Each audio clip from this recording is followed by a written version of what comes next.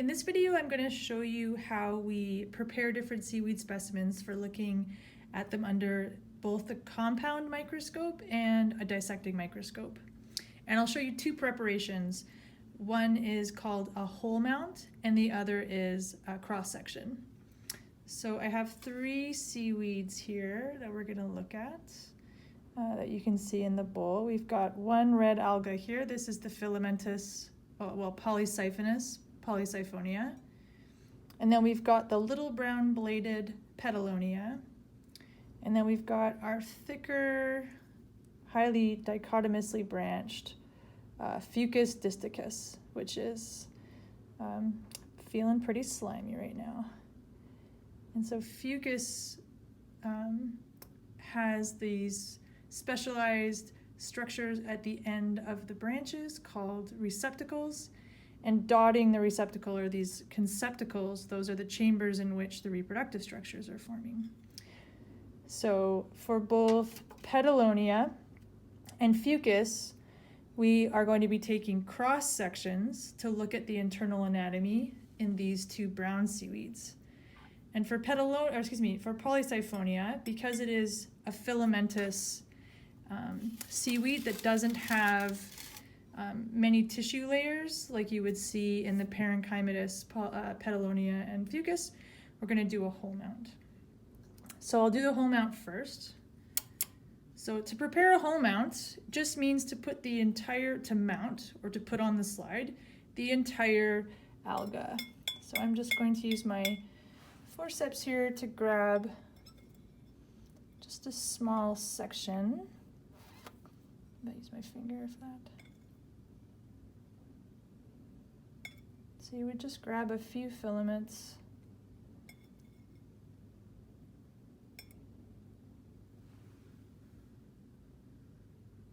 To put on the microscope slide, maybe add a drop or two of water.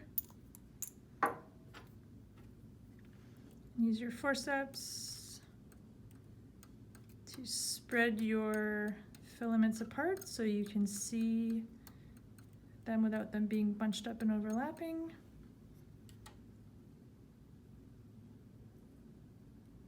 And then you would add a cover slip, so a very thin piece of glass. I'm going to put it down just on one edge here and then use the forceps to help lower it down.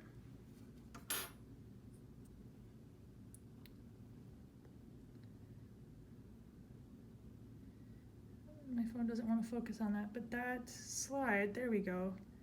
That's a whole mount of a collection of polysiphonous filaments ready to look at under the compound microscope.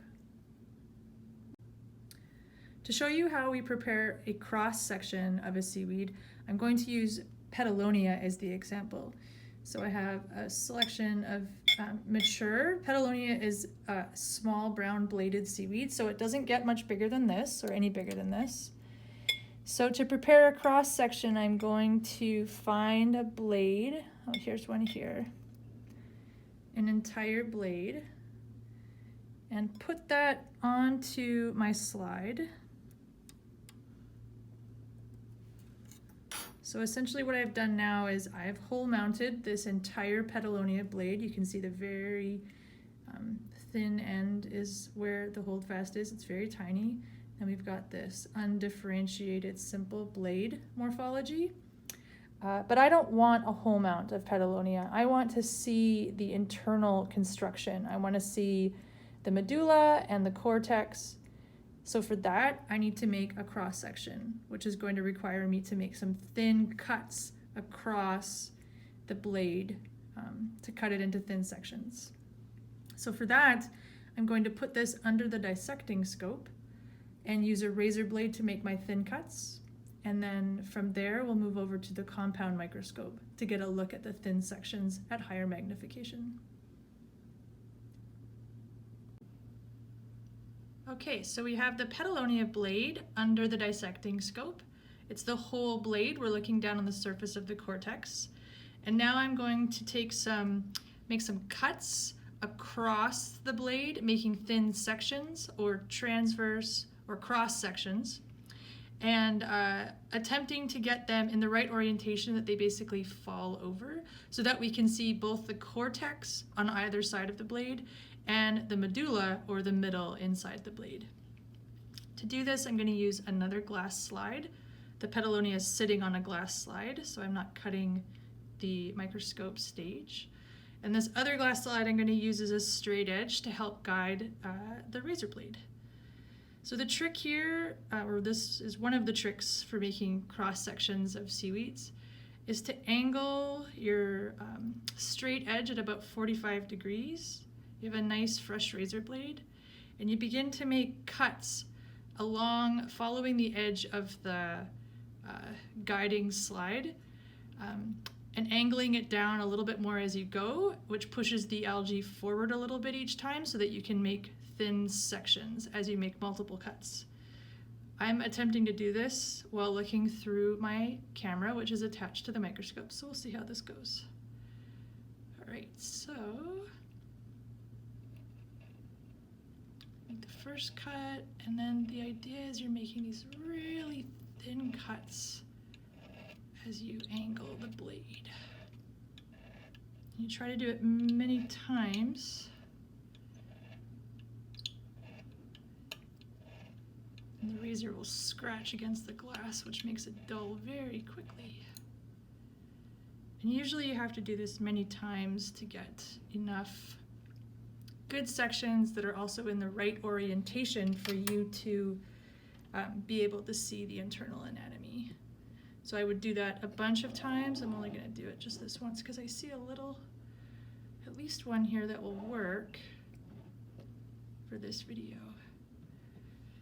And then you can tease them apart with your forceps or your pointer. Kind of get them separate from each other. So some of them are in the wrong orientation. I'm still looking straight down on top of just the cortex, so that wouldn't work for this purpose. But a few of these would, like this one right here is really nice.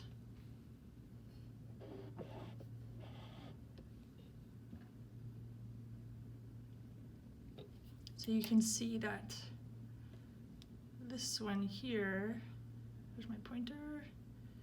This one here is clear in the middle, so it's fallen over, so we're seeing the nice orientation we were looking for, where that middle clear section is the medulla, and on either side is the pigmented cortex.